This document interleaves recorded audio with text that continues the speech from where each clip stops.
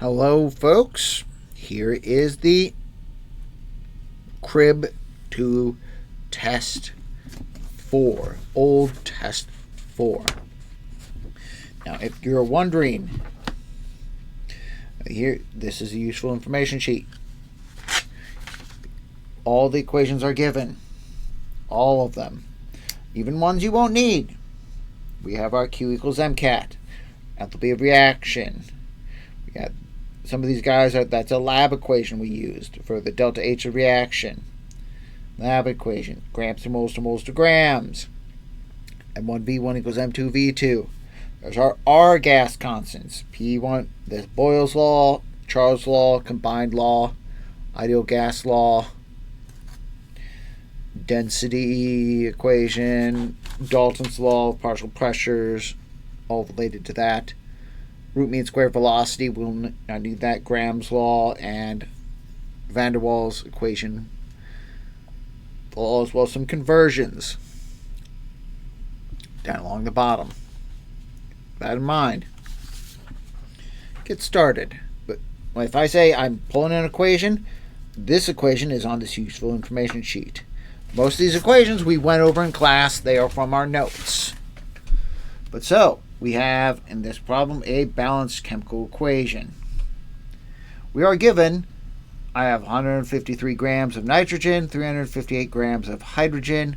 What is the maximum amount of ammonia we can make? What is the maximum amount? This, I'm given it's a limiting reagent problem because we're given the masses of 2 reactants. Now, since nitrogen from the periodic table is 14, hydrogen is 1, our relative molar masses are 28, 2, and 17, respectively. So you know where these numbers are coming from. I just doubled that. I doubled that. I added that to 3 of those. So I'm just setting this up. So what you have to do is you have to go grams to moles to moles to grams. So I'm going from diagramming out grams of N2 to grams of NH3.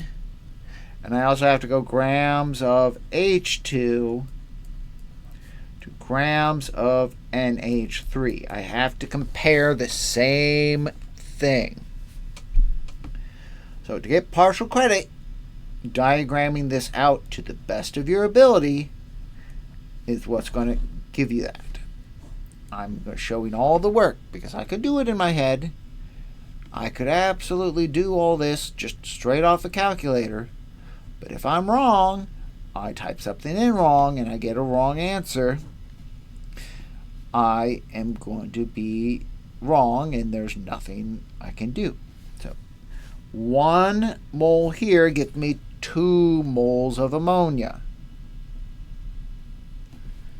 And then finally,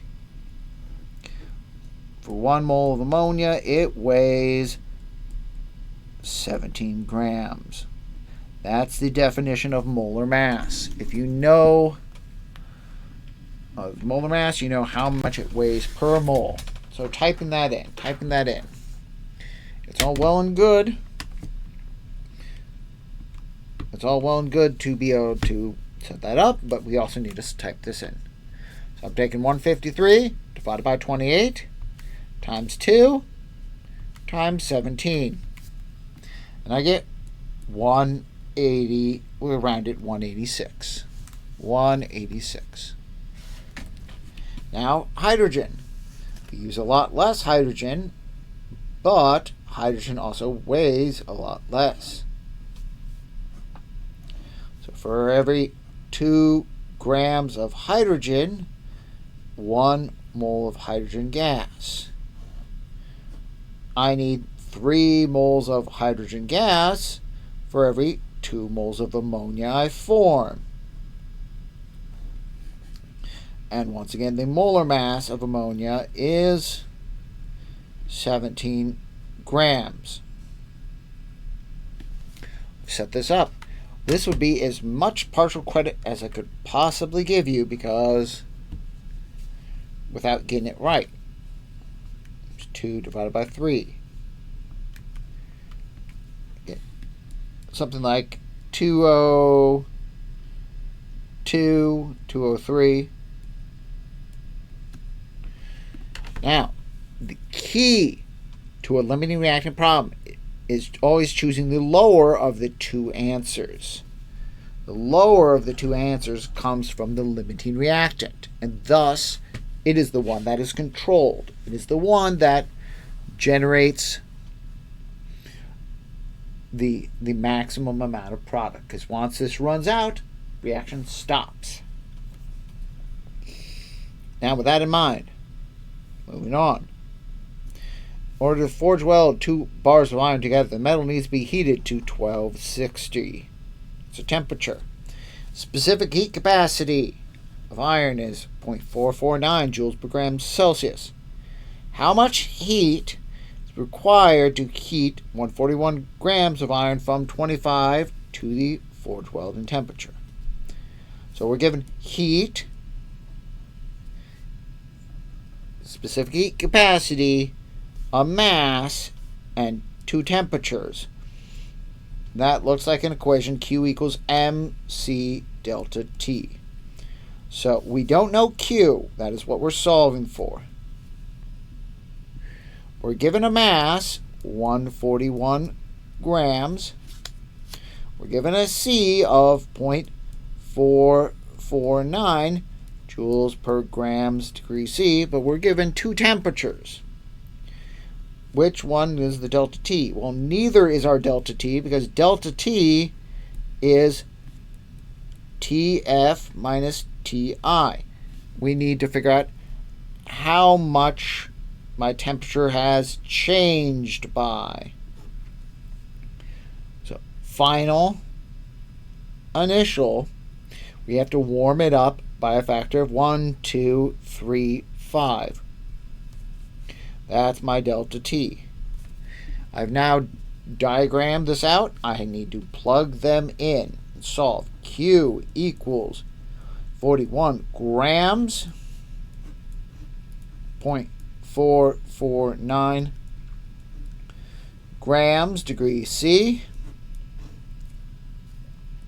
1, 2, 3, 5 degrees C. With that in mind, degree C cancels degree C, grams cancels grams. You could convert these into Kelvin each, but Kelvin minus Kelvin, you're still going to get the same number. Kelvin minus, so 141 times 0.449 times 1,235 gives you 78,186 joules. Now, because this is in joules and these answers are in kilojoules, we need to convert. So there is 1,000 joules in 1 kilojoule. When you divide by 1,000, your answer simplifies to 78.2 kilojoules. So it's answer C again.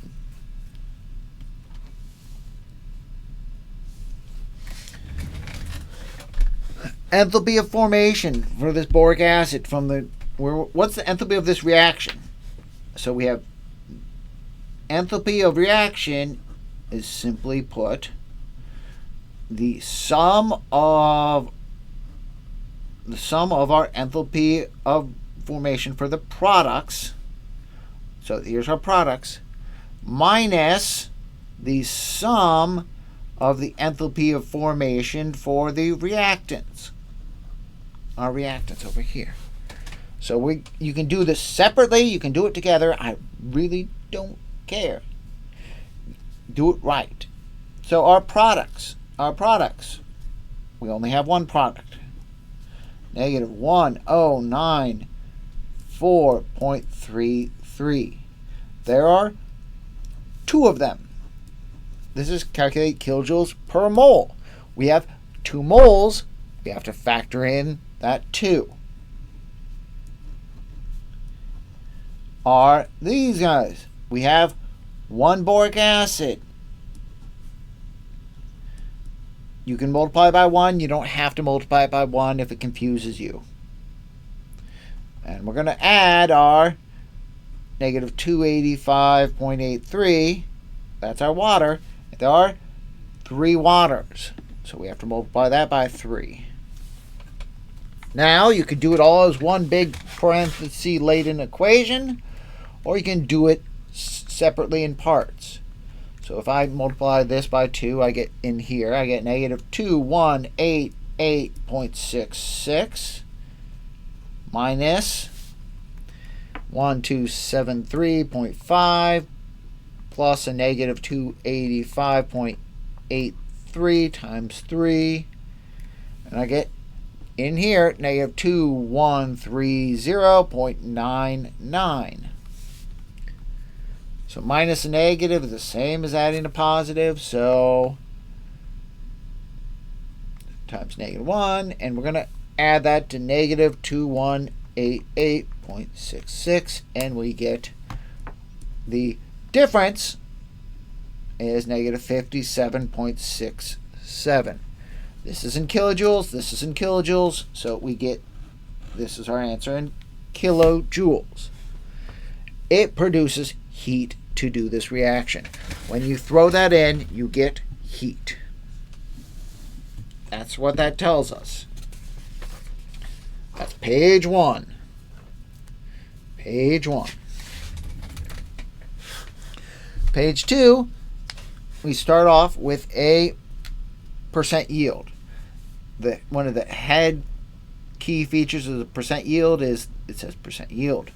In this case, it gives me something to do with a reactant and something to do with a product. The product is going to give us the actual mass. I sometimes refer to this as the given mass because it's given in the problem. The reactant is going to be converted into the calculated mass or the theoretical mass, which is how much we should get. So with that in mind, our equation that we will need when all is said and done is percent yield equals actual divided by theoretical times 100. So this is given as 307 grams. Now, to get the calculated, we're going to have to get molarity of silver nitrate, 2 grams of silver sulfate. So we're going to have to take a little bit of a roundabout route. Molarity is equivalent of 1 mole of per liter. And the equation is molarity equals moles over volume. So rearranging this, molarity times volume will give us the moles. So, but what's important is liters. So starting with one of the key things here, 50 mils of 0.5 molar silver nitrate was treated with 50 mils of concentrated sulfuric acid. 307 grams of silver sulfate precipitated. What would the percent yield be? Silver sulfate be if the acid was in excess. So this is in excess. We don't need that number. We don't need the 50 mils. We just need to find out how many moles of silver did we get. So molarity 0.50 moles of silver nitrate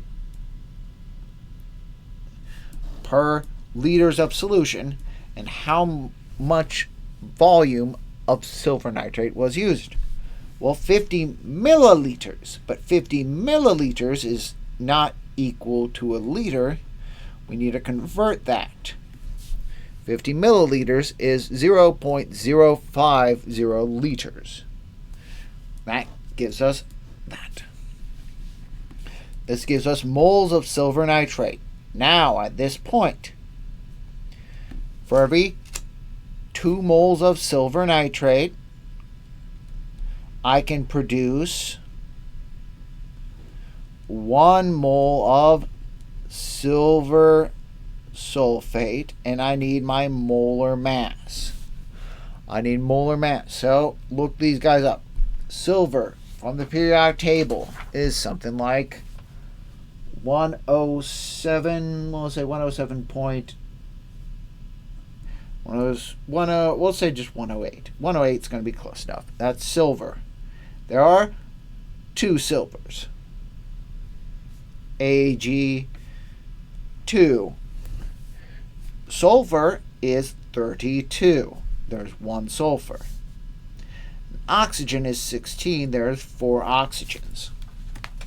So with that in mind, 108 times 2 plus 32 plus 16 times 4 is 312. 312 grams per mole. So 312 grams per 1 mole of silver sulfate. All of this is going to be to figure out the calculated mass of silver sulfate. So 0.5 molar times 0.05 liters. We divide that by 2, but we multiply this by 312, and we would get what mass calculated? We get 3.9 grams calculated. So lastly, this one's a long one.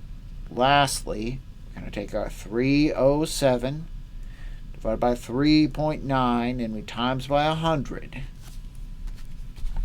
So 307 divided by 3.9 and we times that by 100 and we get 78.7 for A. Now, this one. Gas in the lower troposphere has a molar density of 22.4 liters. We could use that. We don't necessarily have to need that. We'll keep reading. What equation do we need? Let's do. If the mole of gas would travel to the upper troposphere, even the tropopause, it would expand to a volume of 90.6 liters under an external pressure of 200 millibars. What would the temperature be if that 1 mole of gas cooled? What would that 1 mole of gas cool down to? So, we want to know temperature.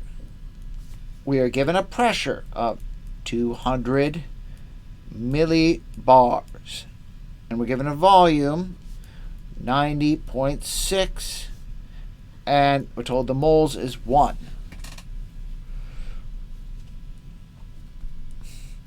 So, what equation does this look like? This equation looks like PV equals nRT. But you're like, we don't have R. But we do have R because R is always right here. So, which one do we use? We use the one that units most closely resembles what we got. ATM or bar. Well, we don't have bar, but we have millibar. So millibar can be converted into bar easily. So we're going to use the 0.08314. So lastly, so put this on R equals 0.08314 bar liters mole Kelvin. With that in mind, how do we convert millibar into bar? A millibar is just the same thing as converting a milliliter into a liter. So 1 bar is 1,000 millibars. So that gives me, what is the pressure? 0.200 bars. rearranging my equation. PV over NR equals T. So we have 0.200 bar, 90.6 liters, 1 mole, and 0.8314 bar liters mole Kelvin. Bar, liter, moles. Our answer here is going to be in Kelvin. Watch your units. I can only warn you so many times to watch your units. So 90.6, 0.08314. So you'd get approximately 218 Kelvin. Now 218 Kelvin is not a hot temperature. It's a cold temperature. The gas has cooled down. I have said it right in the problem. So if you wrote 218 degrees C, that's very hot. That's past the point of boiling. So we want to turn Kelvin into Celsius. To do that, we're going to subtract 273 to get Kelvin, to get Celsius, and you'd get negative 55. That is a cold temperature. Up in the upper stratosphere, in the lower stratosphere, it is very cold. And that's what we see.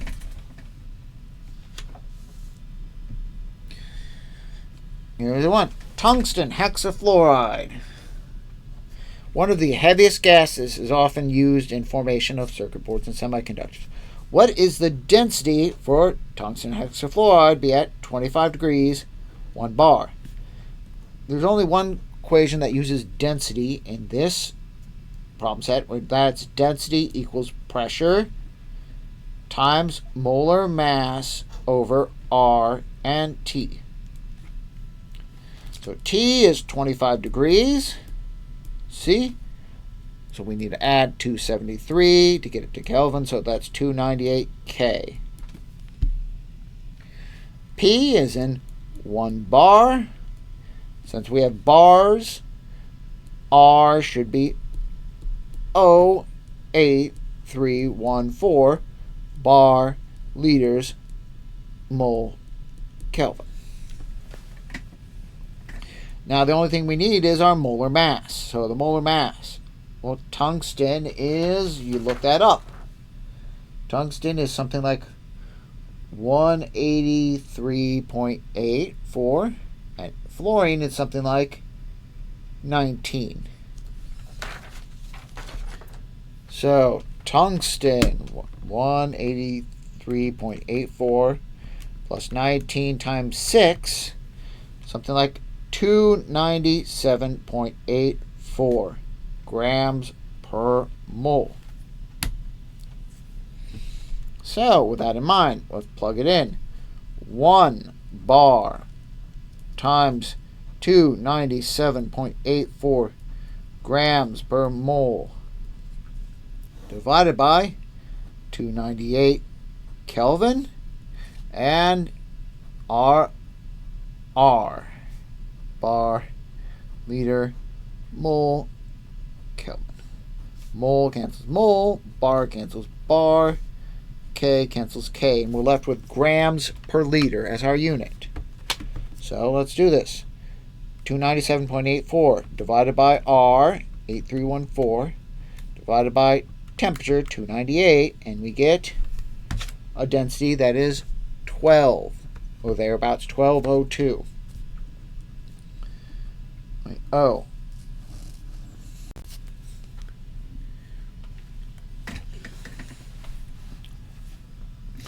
A simple one. A titration between acetic acid and a solution of baking soda requires 43 mils of acid to fully react with the 75 mils of the NaHCO3 solution. So, acid, and the baking soda solution. What is the concentration of the baking soda? This one is simply M1 V1 equals M2 V2.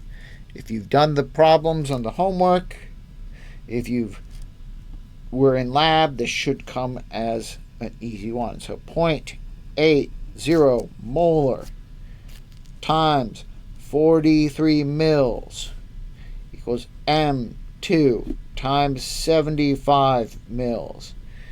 But didn't we have to turn the milliliters into liters just a few problems ago? Yes, we did. That's because we're working from molarity to moles and going into grams.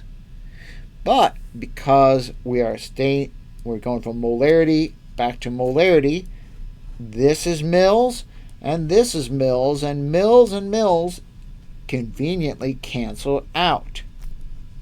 So when I'm taking times 43 mils and I'm dividing by 75 mils, the volumes cancel out. If you converted both into liters, what would you get? The same answer. So as long as they're in the same unit, it does not matter. 3 divided by 75, you get 0.459 M. Which rounds to 0.46. That is number 7. Getting there. Now, don't expect this one again, but it's easy one if you've done the homework. The idea here is for work to be done. For work to be done, work is equal to negative P delta V. P is always a positive number. And we want work to be done. We want work is negative number. So what we want is volume to expand. So for that to happen, we need more gases in product. So, with this in mind, how many gases are on the reactant side? 1, 2, 3. How many gases are in the product side? 2. How many gases are on the reactant side? 1, 2, 3. How many gases are in the product side? Only 1. Because water is a liquid. How many gases are on the reactant side? 1. How many gases are in the product side? 0. Because carbonic acid is not a gas, it's aqueous. How many gases are on the reactant side? 0. How many gases are on the product side? 1. So our only answer is D. Or a gas is formed. If a gas is formed, work is done. Continuing on. This one's surprisingly simple. The first space station, Skylab, used a molar ratio of 70% oxygen to 30% nitrogen. A pressure of 5 psi. So with that in mind, what is the partial pressures of the two gases? So that 5 psi is made up of pressure of nitrogen and the pressure of oxygen. Well, if it's 70% of all the gas is oxygen, then 5 times 0.7 is going to be the pressure of oxygen. That means 5 times 0.3 is the pressure of nitrogen. With that in mind, 5 times 0.7 is just 3.5 psi. 5 times 0.3 is just 1.5 psi. If you notice, they add back up to 5. Back up to 5. Now, continuing on, a Hungarian chemist in World War II dissolved 2 Nobel Prizes in Aqua Regia to prevent their confiscation by the Nazis. After the war, he precipitated the gold back out using the following equation. If we had 1 liter of a 3.5 molar gold chloride solution, what weight of gold could we form? So we're taking molarity of gold chloride and converting this to grams of gold. Not a hard problem per se, but it's a process. Not as hard as probably the first, the problem number 4 or 5 or whatever. So, molarity of gold. So we have 3.5 moles of gold chloride for 1 liter, and we used 1 liter of solution. That gives us moles of gold chloride.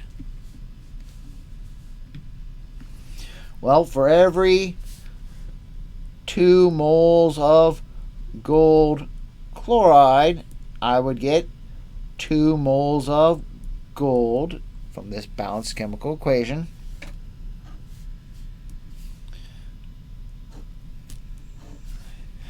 And the molar mass of gold, for every 1 mole of gold, it weighs, where am I getting this number? Periodic table, 190, we'll just say 197. 197 grams.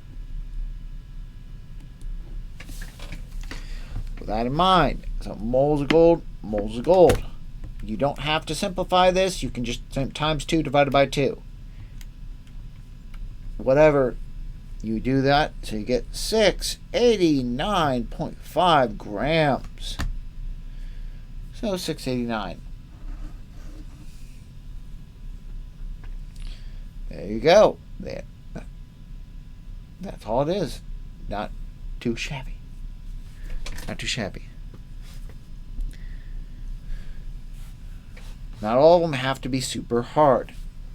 Now, decompression sickness is caused by the rapid expansion of high-pressure dissolved gases in the body. If a diver ascends from a depth of 200 feet, the pressure will have changed from 101.5 psi to 14.5 psi. So pressure of the first situation in the depths, 101.5 psi. The pressure, once he's out of the depths, 14.5 psi. If the nitrogen gas within his bloodstream was a mere volume of 5 mils, what will its new volume be expanded to? So P1V1 equals P2V2. Because we're given 2 situations. 2 situations, we can figure this out. What equation we need to do. 2 pressures, we need 2 different volumes. So 101.5 times 5 mils psi. And if I divide by my 14.5 psi, would get the V2.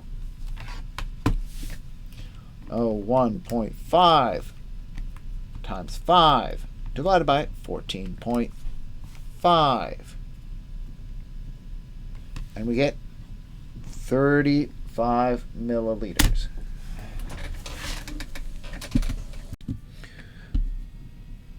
Okay, continuing where we left off. Hess's law. Hess's law is the only equation that's not really on there. Hess's law simply states that whatever we do to 2 chemical reactions, we must do with their enthalpies. So if we're adding the chemical reactions together, we add the enthalpies. If we're reversing them, we're reversing the enthalpies. If we're multiplying them, doubling them, we double the enthalpies. Not really thrilling, not really exciting, not potentially too hard. This one, so the trick is to match up as best your ability the reactions. So I go, okay, this guy is present here. This guy is present here. Okay, so this equation has the correct reactants and products. Reactants and products on the same side. So So that I will use this equation as written. This guy is present here. And that's on the wrong side. So I need to reverse this equation. When I reverse this equation, it now reads water splits into H plus and OH minus with an enthalpy of positive 55.8. So with that in mind, when I add these equations together, water would cancel water, OH would cancel OH, and would just end up having this final equation. So we're adding 60.37 to 55.8. When we do that, negative 60.37 to 55.8, we get negative 4.57. A.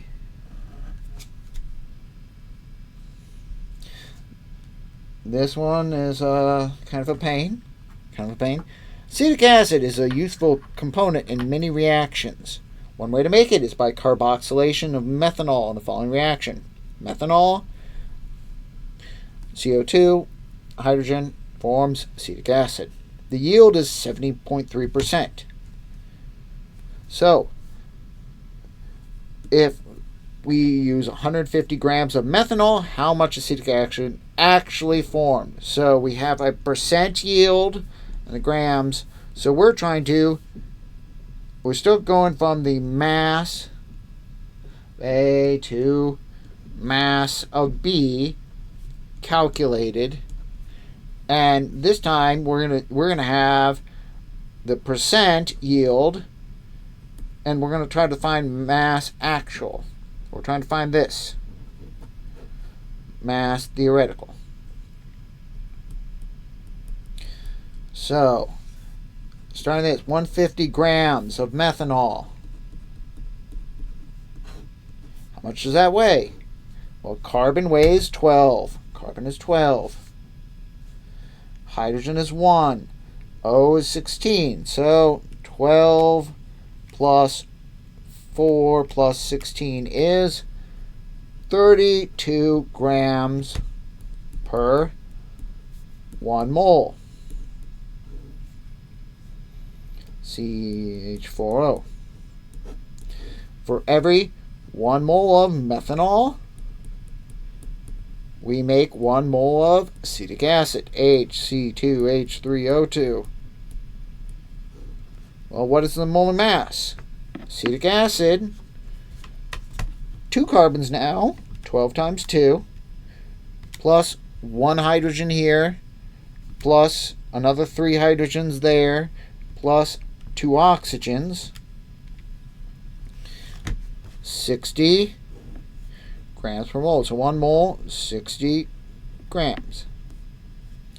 So let's see, what is the theoretical amount we should get? So 150 divided by 32 times 60. Theoretically, we should get 281.25. So, I'll move that down real quick. 70.3% equals mass actual divided by 281.25 times 100. This one's a pain. This one's probably more than I'm asking for on the test. So 70.3 divided by 100 is 0.703. I multiply by 281.25. The mass actual is 197.72, or D. Now, last 2 problems. Real gases differ from ideal gases in many ways. What would happen to a real gas if you were compressed to high enough pressure? Would they be crushed to a single point? Would the temperature decrease proportionally for a real gas? Would they condense to a liquid or even a solid? Real gas would. Would they spontaneously react? No, not necessarily. High enough pressure, gases will condense. Real gases. Ideal gases, they'll keep shrinking. Last one, and the bonus. This was based on the lab. I'm not asking this on the test, but it's a Q equals MCAT. During the lab, a reaction of 50 mils of 2 molar ammonia and 50 mils of 1 molar HCl, total mass of 100 grams, the temperature of solution changes from 25 to 62. If the specific heat capacity is 4.184 and the calorimeter has a specific heat capacity of 39.5 joules per gram, what is the heat absorbed by both the calorimeter in kilojoules? Calorimeter in solution. So Q equals mc delta T. And Q of the calorimeter is just C of the calorimeter delta T. So delta T, we need to identify first. Delta T is 62 minus 25, which is going to be 25 is 37 degrees. So let's start with the easy one. The heat of the calorimeter, 39.5 joules per degree C times 37 degrees. And then divide by 1,000. Kilojoule weighs 1,000 is 1,000 joules. 39.5 times 37 divided by 1,000. Something like 1.46, we'll say 2 kilojoules.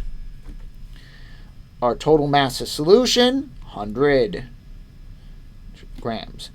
Our heat capacity of water, 4.184 joules per gram degree C, 37 degrees, and of course 1 kilojoule per 1,000 joules. So 100 times 4.184 times 37, and we then divide that by 1,000, we get 15.48, we'll say 1 kilojoules. So that is the answer to that question. Showing the work, obviously partial credit. Based on the total heat of surroundings from the problem 15, what is your enthalpy of the reaction? So we'd add those two guys together to get the Q of the surroundings is going to be 15.481 plus 1.462.